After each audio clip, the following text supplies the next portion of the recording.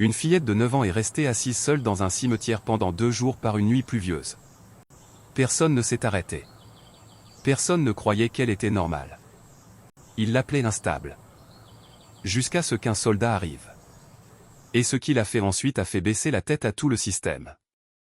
Une légère pluie venait de commencer lorsque Raymond Cole s'éloignait de la cérémonie commémorative des anciens combattants à l'hôtel de ville.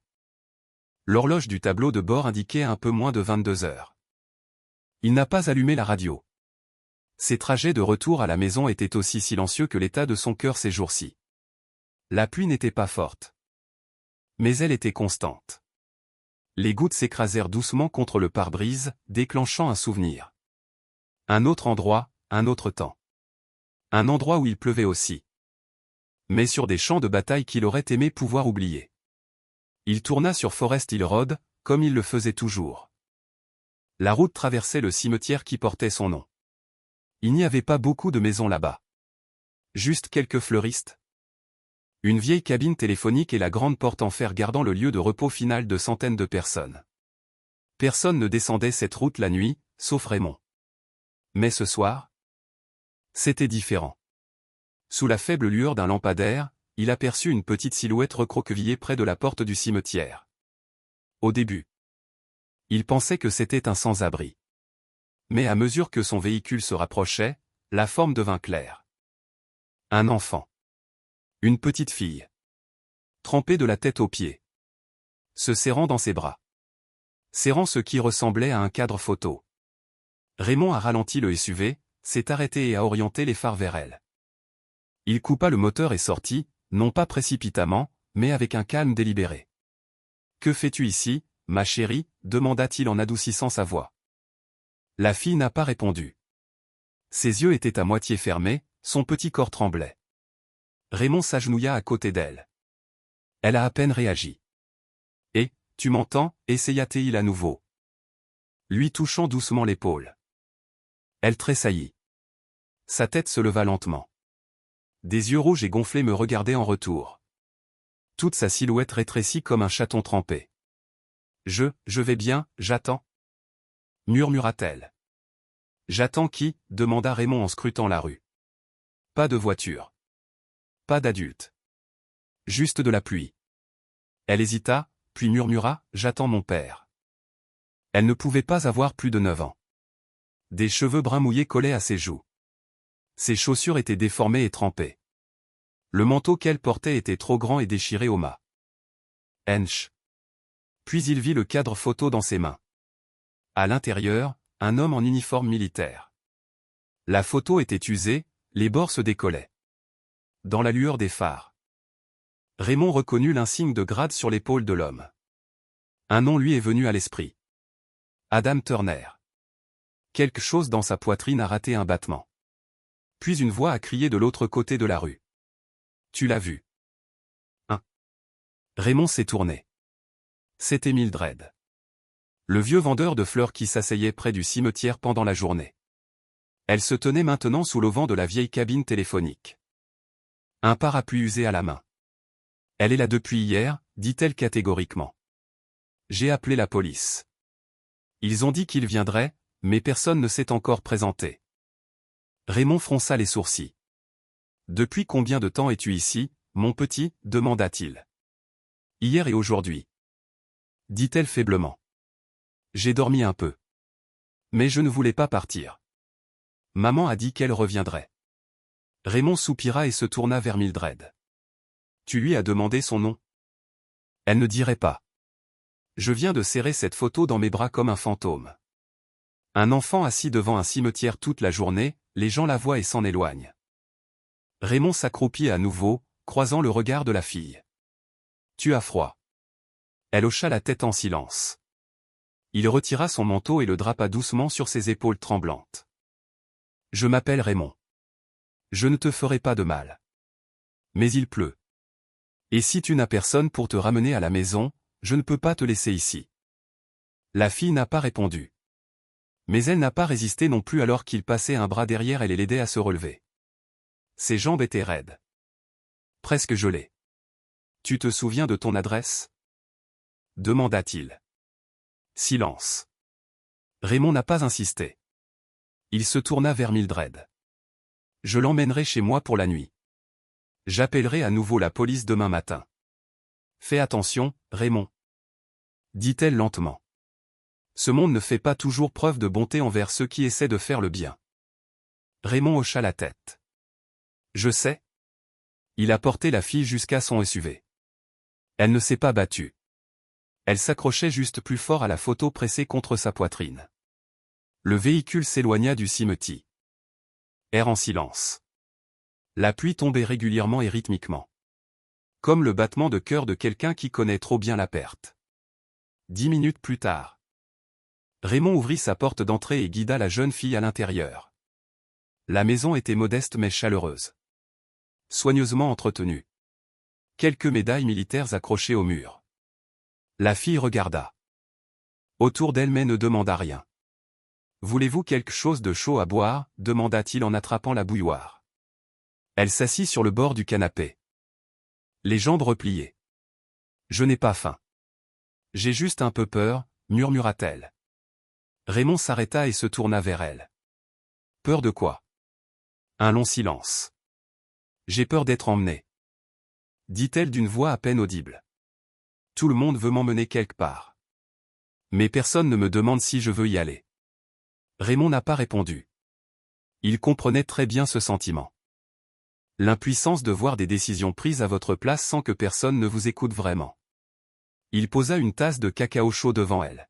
« Tu peux rester ici ce soir. » Considérez-le simplement c'est. Homme un abri contre la pluie. Pour la première fois, la fille a rencontré son regard. « Je m'appelle Ellie. »« Bonjour, Ellie. » dit doucement Raymond.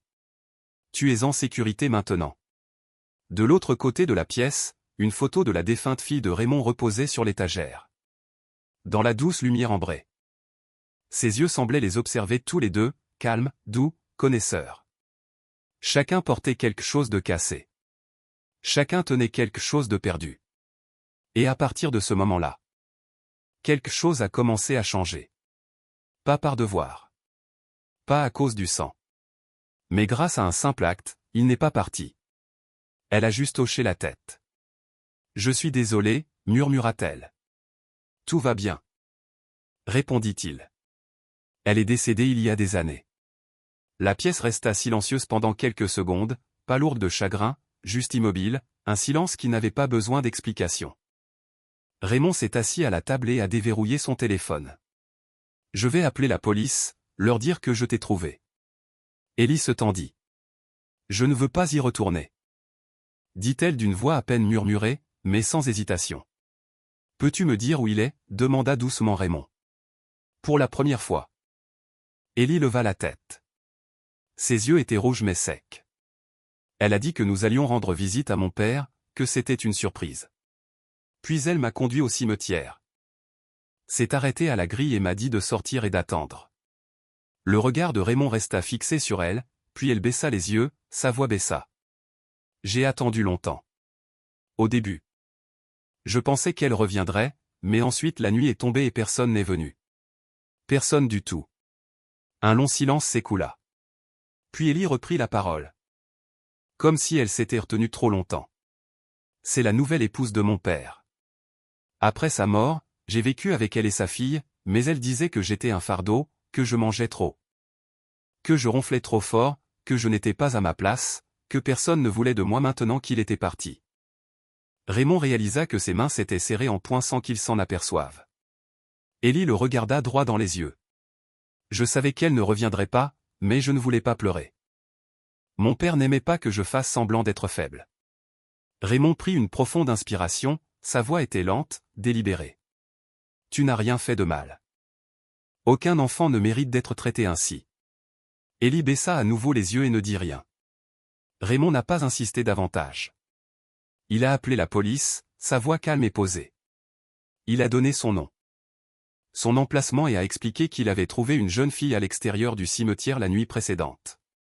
L'officier a dit qu'ils arriveraient dans les 2 heures. Avant de raccrocher. Ils ont demandé, l'enfant a-t-il donné son nom? Raymond jeta un coup d'œil à Ellie. Elle était assise tranquillement, regardant toujours la photo de son père. Ellie, dit-il. Un nom de famille, demanda la voix à l'autre bout du fil. Ellie murmura doucement, Turner. Ellie Turner. Raymond s'est figé. Ses yeux se tournèrent vers la photo dans ses mains. Ce visage, il l'avait déjà vu lors d'une cérémonie commémorative il y a des années. Adam Turner. Lieutenant-colonel Adam Turner. Raymond se leva et entra dans l'autre pièce. Fouillant dans une vieille boîte de photos souvenirs. Il a sorti une photo de groupe décoloré de leur unité. Adam se tenait devant et au centre, grand, fort, souriant gentiment. Il l'a ramené. Votre père était Adam Turner? Ellie hocha la tête, ses yeux à nouveau rouges. Mon père était soldat. Il m'a dit d'être courageux. De ne jamais pleurer devant les autres. Raymond s'est assis et a placé la photo de l'unité à côté de celle encadrée d'Ellie. Nous avons servi ensemble. C'était un homme bon, très respecté. Papa a dit, quand j'ai peur, je dois fermer les yeux et l'imaginer debout derrière moi, murmura Ellie. La pièce redevint silencieuse, mais cette fois-ci. C'était un silence partagé dans la compréhension. Après un moment, Ellie se leva. Puis-je emprunter du papier et des crayons de couleur? Raymond hocha la tête. Il a récupéré un vieux bloc-notes et une boîte de crayons de couleur sur l'étagère. Ellie s'est assise et a commencé à dessiner. Elle ne parlait pas. Elle se concentrait simplement. Raymond regardait de loin. Elle dessinait bien, des lignes assurées, des traits intentionnels, rien d'aléatoire. Après environ une demi-heure. Elle posa le crayon et lui tendit la page. C'était un dessin simple, mais il en disait long. Une petite fille se tenait entre deux adultes. L'un d'eux était un homme en uniforme militaire, souriant. La main posée sur son épaule. L'autre était une femme en robe rouge, détournée.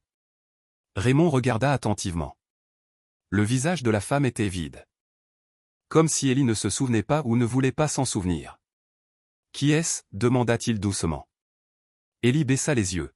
« Je ne sais plus. Elle ne m'a pas dit au revoir. » Et peut-être que cette femme en robe rouge ne s'est pas simplement détournée sur le dessin. Elle a également tourné le dos à la vraie vie. La voiture de police s'est arrêtée devant la maison peu avant 10 heures du matin. Raymond était déjà debout sur le porche. Ellie était assise à l'intérieur. Serrant toujours le cadre photo dans ses mains. Deux officiers sont sortis, l'un plus âgé, l'autre plus jeune. Nous avons reçu un rapport concernant une fille nommée Ellie Turner? Demanda calmement l'aîné. Oui, acquiesça Raymond. Elle était au cimetière de Forest Hill avant-hier soir. Je l'ai ramenée à la maison. Personne n'est venu la chercher. Le jeune officier ouvrit un petit carnet et jeta un rapide coup d'œil à Ellie, qui était assise tranquillement à l'intérieur. Est-ce que la fille a mentionné une famille? Elle a dit que son père était Adam Turner, répondit Raymond, lentement et régulièrement. Un soldat. L'officier le plus âgé s'arrêta quelques secondes. Puis demanda à nouveau. Le lieutenant-colonel Adam Turner, celui qui est décédé l'année dernière? C'est lui. Il y eut un bref silence. Puis le jeune officier s'avança vers la porte et fit un signe de tête respectueux à Raymond.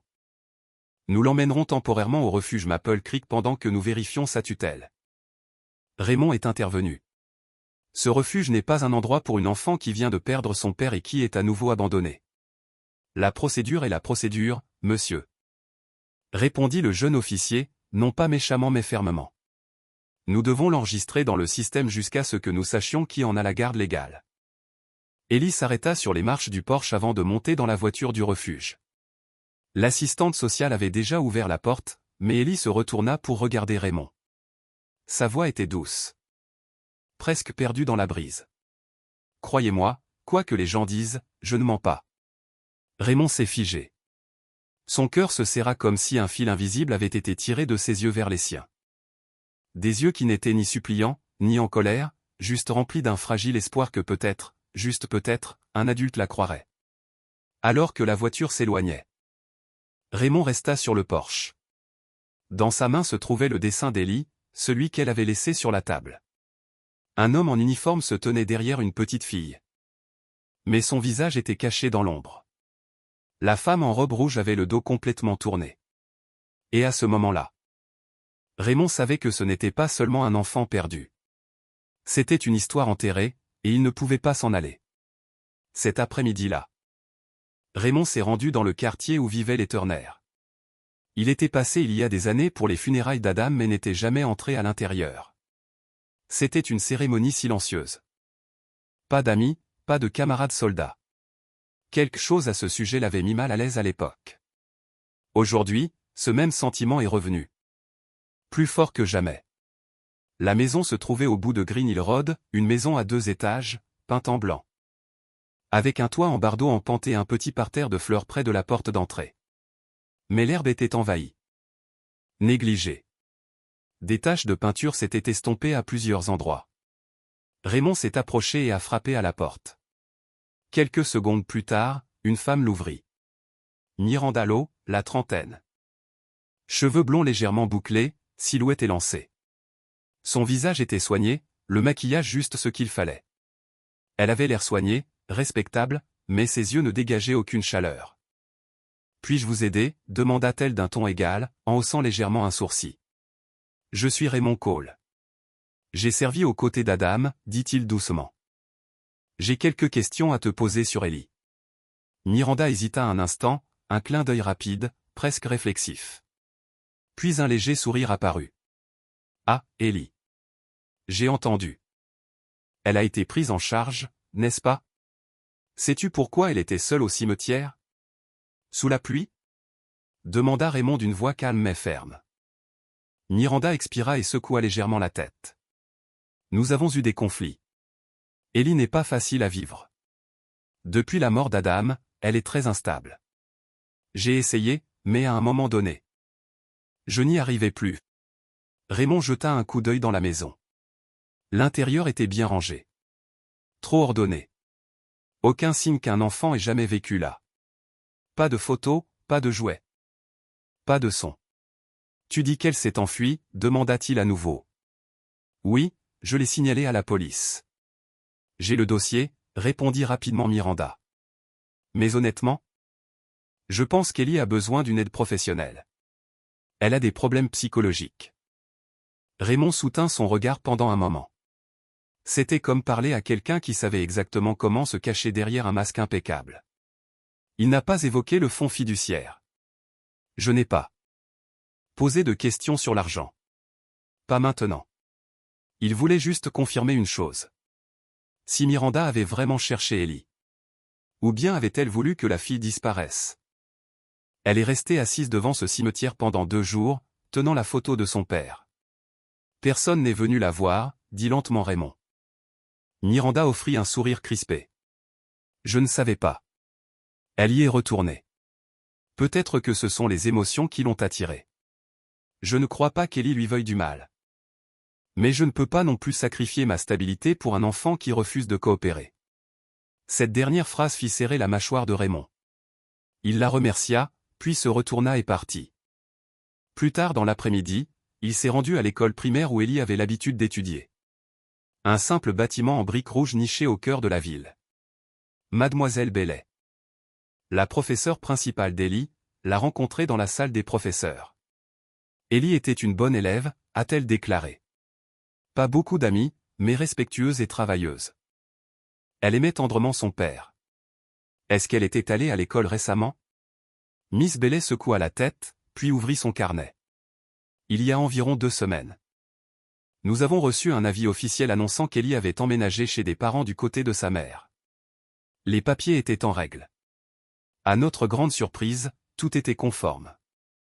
Raymond fronça les sourcils. Personne n'a rien vérifié. Nous avons posé la question, mais les parents ont le droit légal de prendre ces décisions. Nous sommes soumis aux limites de la loi. Elle s'arrêta un instant, puis baissa la voix. Mais j'ai remarqué une fois un bleu sur son bras. Quand je lui ai demandé, elle m'a répondu qu'elle était tombée dans les escaliers. Mais à la façon dont elle l'a dit, j'avais l'impression qu'elle avait répété sa réponse. Raymond baissa la tête.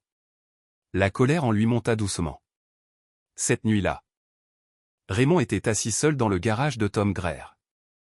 La lumière fluorescente vacillante projetait des reflets tamisés sur un établi taché de graisse. Sur l'écran de l'ordinateur portable, un clip vidéo le montrait portant Ellie dans sa maison. Pas de son. Juste une légende défilante. Un vétéran garde une jeune fille chez lui pendant 2 nuits. Comportement suspect. Les images ont été prises depuis l'extérieur de la fenêtre du salon. Quelqu'un l'avait mis en scène. Exactement comme il l'avait soupçonné. Miranda ne voulait pas seulement effacer ses traces. Elle voulait le ruiner avant qu'il puisse dire la vérité. Son téléphone a vibré. Raymond l'a ramassé. Un numéro inconnu. Monsieur Cole, dit une voix masculine sèche. Ici Jacobs, président de l'association des anciens combattants. Nous sommes contraints de suspendre toutes vos activités jusqu'à ce que la vérité sur cette vidéo soit établie. Aucune explication. Aucune chance de répondre. L'appel s'est terminé froidement. Comme une chute de neige sur une pierre tombale. Raymond a posé le téléphone. Il n'était pas en colère. Je restais assis là en silence. À regarder les images où le regard confiant d'Ellie avait été transformé en quelque chose ressemblant à de la culpabilité. Tom n'a rien dit. Il a simplement poussé une tasse de café vers son ami. Il nous faut des preuves. Celles qui nous frappent au visage. On veut se battre, alors on frappe là où ça fait mal. Raymond s'est levé. J'ai besoin de voir Ellie. Tu ne pourras pas, dit Tom en secouant la tête. Après cette vidéo, le centre va certainement vous bloquer. Ils ont peur d'être tenus responsables. Alors je leur donnerai une raison plus grande d'avoir peur. Raymond ne bluffait pas. Il s'est rendu directement à Maple Creek. Un bâtiment beige froid à la périphérie de la ville. L'allée en briques rouges était couverte de mousse. Le panneau s'écaillait avec le temps. La réceptionniste le regarda comme un intrus. J'ai besoin de voir Ellie Turner, dit Raymond directement. En lui tendant le bordereau de confirmation de la police qu'il avait conservé le jour où il avait déposé sa plainte. Le membre du personnel fronça les sourcils.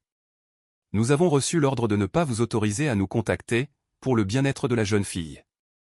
L'aide sociale? La voix de Raymond baissa. Était-ce pour son bien-être qu'elle soit restée assise devant un cimetière pendant 2 jours sans que personne ne l'ait remarqué? Elle hésita, visiblement perturbée, mais garda le ton. À moins que vous n'ayez une autorisation écrite, vous devrez partir, monsieur. Raymond resta immobile quelques secondes. Puis il fouilla dans sa poche et en sortit le dessin qu'Ellie avait laissé derrière elle. Un croquis d'une femme en robe rouge. Tourné vers l'extérieur. Il le posa doucement sur le comptoir et dit. Apportez ceci à la directrice Lucinda Marsh. Dites-lui que je tiens toujours ma promesse. Sans attendre de réponse. Il se retourna et s'éloigna. Juste au moment où la pluie recommençait à tomber. Doux et stable. Ce soir-là, Raymond était assis à sa table de cuisine. Feuilletant le vieux dossier qu'Adam lui avait envoyé par courrier alors qu'il était encore en vie. Une enveloppe épaisse. À l'intérieur se trouvaient des copies d'une police d'assurance vie. Un plan de fonds pour l'éducation. Et une seule note manuscrite.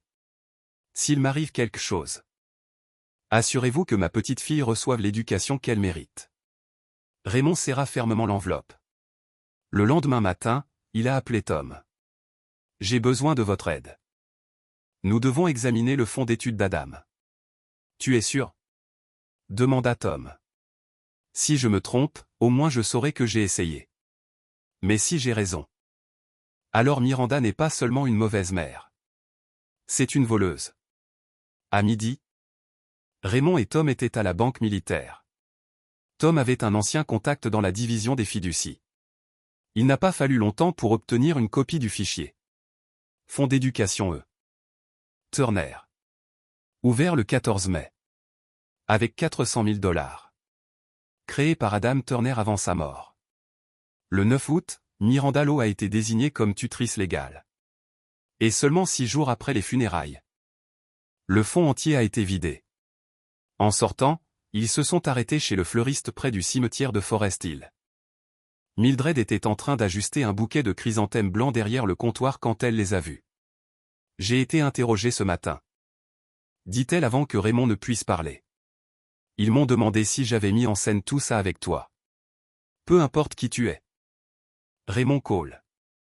Mais je t'ai vu porter cette petite fille quand toute la ville t'a tourné le dos.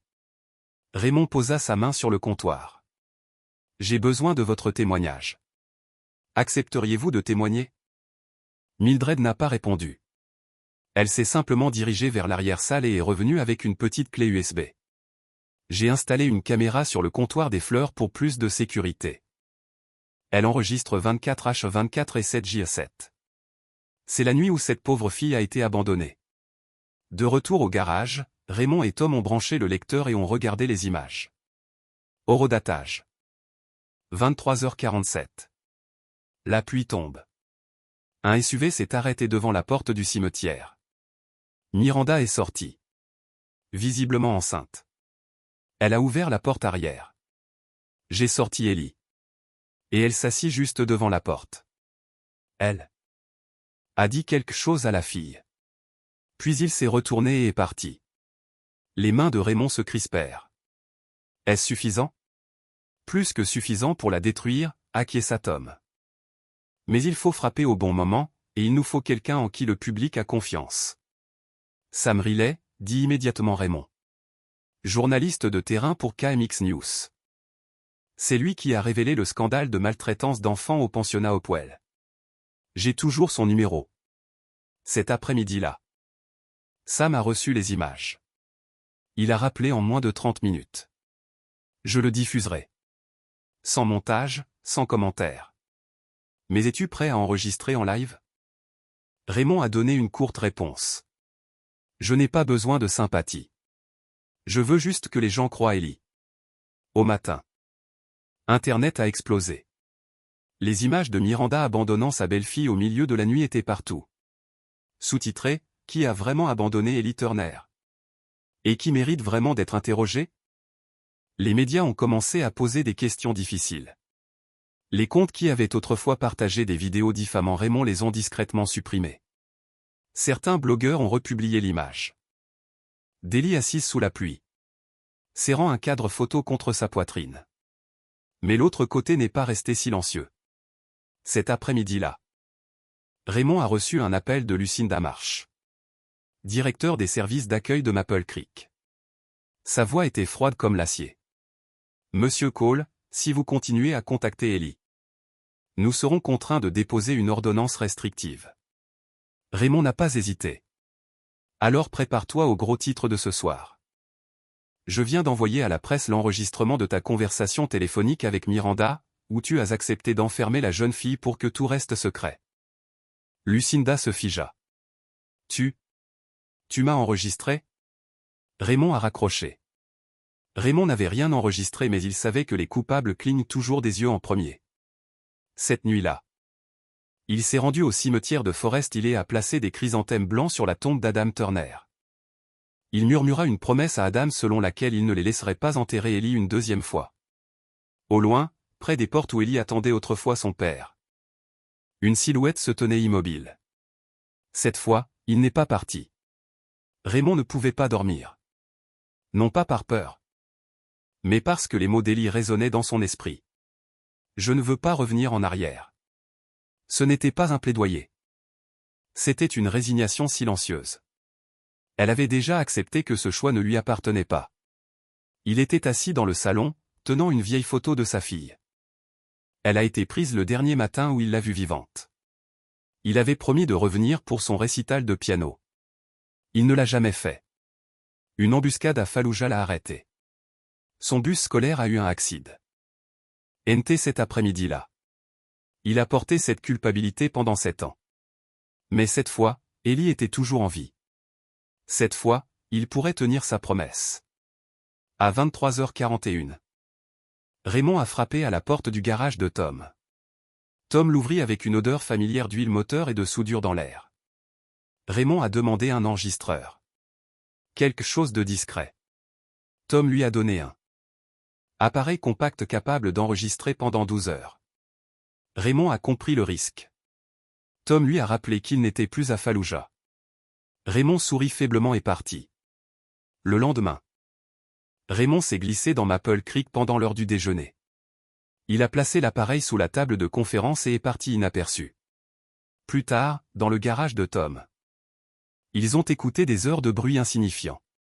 Puis la voix de Lucinda émergea. Elle a parlé d'Ellie. Cette fille n'arrête pas de pleurer. Elle le demande toujours. Appelle ce soldat. Une autre voix Adam. Andé des nouvelles du conseil de surveillance. Lucinda a répondu qu'il la qualifierait de délirante. Raymond serra les poings. Ils ont falsifié son dossier psychologique. Tom l'a confirmé. Raymond a dit qu'il confronterait Lucinda. Non pas avec des preuves, mais avec la peur. Le lendemain, Raymond a visité Maple Creek en tant qu'ancien tuteur d'Ellie. Lucinda avait l'air mal à l'aise. Dans la salle de réunion, elle a commencé à discuter de choses juridiques. Raymond a posé son téléphone sur la table. Il a dit qu'il avait un enregistrement. Lucinda se figea. Il a bluffé sur un contenu auquel il n'a jamais joué. Elle n'a pas discuté. Il l'a averti de ne pas en terrer Ellie avec une signature papier. Cette nuit-là, Raymond a envoyé l'audio réel au journaliste Sam Riley. L'émission a révélé que le diagnostic d'Ellie avait été fabriqué pour la faire taire. Les journalistes ont coincé Lucinda le lendemain. Elle n'a pas répondu. Maple Creek a été placé sous inspection d'urgence. Ellie et d'autres enfants ont été transférés dans un nouvel établissement. Raymond Nd n'était pas autorisé à entrer en contact mais se tenait au-delà de la clôture. Alors que la camionnette passait, Ellie regarda dehors. Pas de vague. Mais pas de peur non plus. Seulement la confiance. Le même jour, Raymond retourne au cimetière. Il a laissé une marguerite pour Adam Turner et a murmuré qu'Ellie était forte. Qu'elle ne serait pas seule. Alors qu'il se tenait là, il sentit la présence d'autres pères tomber. Et je savais qu'il tiendrait sa promesse cette fois. Le lendemain matin, Raymond a étudié les dossiers du fonds fiduciaire d'Ellie. La chronologie a tout révélé. La confiance créée. Adam est mort. Miranda a obtenu la tutelle. Les fonds ont disparu. Raymond a exigé des réponses. OM lui a remis des relevés bancaires. Miranda a acheté un manoir à Everglade Heights. Aucun enfant n'est inscrit ici. Raymond a dit qu'ils avaient besoin de voir à l'intérieur. Ils se sont garés à 300 mètres des lotissement. Raymond a utilisé une lunette militaire pour observer la villa. Tom a lancé un drone avec un micro audio. Il a capté la voix d'un homme. Si ce soldat nous dénonce, j'ai encore ça pour l'écraser. C'était Chad Kramer, le petit ami de Miranda. Elle était enceinte maintenant. Sur la table se trouvaient des documents judiciaires. Audience de tutelle pour Ellie. Tom a zoomé. Miranda a déposé une demande pour qu'Ellie soit déclarée socialement inapte. Si elle est approuvée, Ellie perdrait son héritage. Raymond a tout envoyé à Sam Riley avec un message. Elle orchestre tout. Exposez-le. Le lendemain matin, Sam Riley a diffusé les images. Les voix de Miranda et Chad. Les documents de tutelle. L'indignation publique a éclaté. Justice pour Ellie est devenue une tendance en ligne. Les parents et les vétérans ont exigé des réponses. Où est Ellie? Qui est son avocat? À 9h12, Raymond a reçu un appel. Claire Monroe, avocate spécialisée dans la défense des enfants, a proposé de prendre en charge le cas d'Ellie. Il a accepté. Ils se sont préparés pour le tribunal. Pendant ce temps, Ellie a parlé à une nouvelle assistante sociale nommée Valérie. Elle a décrit avoir été abandonnée au cimetière. Seul Raymond lui avait montré de la gentillesse. Valérie lui a demandé si elle voulait le revoir. Ellie hocha la tête sans hésitation. Avant l'audience, Claire a donné à Raymond de nouveaux documents. C'était le faux rapport psychologique dont Lucinda a parlé. Le médecin avait pris sa retraite il y a 2 ans. Raymond s'est rendu compte. Ils ont créé un mensonge pour piéger Ellie dans le système. Mais maintenant ils avaient la preuve. À l'audience, l'avocat de Miranda a affirmé qu'Ellie était instable et que Miranda n'était pas apte à s'occuper d'elle. Claire s'y est opposée. Elle a présenté des dossiers médicaux falsifiés et des preuves de fraude financière. Le juge a demandé des preuves. Claire a fait écouter l'enregistrement de Lucinda admettant la falsification. L'avocat de Miranda a tenté de détourner l'attention. Claire a présenté une preuve vidéo de la campagne de diffamation de Miranda. Le juge a demandé si Ellie souhaitait parler. Elle est à part. À l'écran. Je ne suis pas malade. Je suis juste triste. Mon père me manque. Les gens essaient de me transformer en quelqu'un que je ne suis pas. Elle a brandi une note. Je n'ai pas besoin d'une mère parf. Juste quelqu'un qui ne s'en ira pas. Le juge a mis fin à la garde de Miranda. Accordé la tutelle temporaire à Raymond. Enquête ordonnée sur les finances de Maple Creek et de Miranda. En dehors du thé. Tribunal. Ellie a demandé s'il retournait. Raymond répondit doucement. Non. Nous avançons. Les médias ont envahi. Claire a déclaré aux journalistes que c'était plus important qu'un seul enfant. C'était un appel pour nous tous. Écoutons-nous quand un enfant dit qu'il souffre. Des semaines plus tard. La maison de Raymond avait une nouvelle enseigne. Maison Turner Cole. L'idée d'Ellie. Raymond a officiellement obtenu la tutelle complète. La maison a changé. Mur peint. Étagère a jouté. Les dessins d'Ellie décoraient sa chambre. Un après-midi, Ellie a demandé à changer de nom. Raymond a dit oui. Lors de la cérémonie de changement de nom. Ellie l'a écrit de sa propre main. Ellie Turner Cole. Tout le monde est resté silencieux. Ce n'était pas seulement un nom. C'était une reconnaissance. Raymond a pris une retraite anticipée. Il a passé ses journées à apprendre à Ellie à faire du vélo, à lire de la poésie et à vivre sans peur. Ils ont visité la tombe d'Adam Turner. Ellie chuchota. Je suis toujours en vie papa. Et maintenant j'ai quelqu'un. Dans un petit café.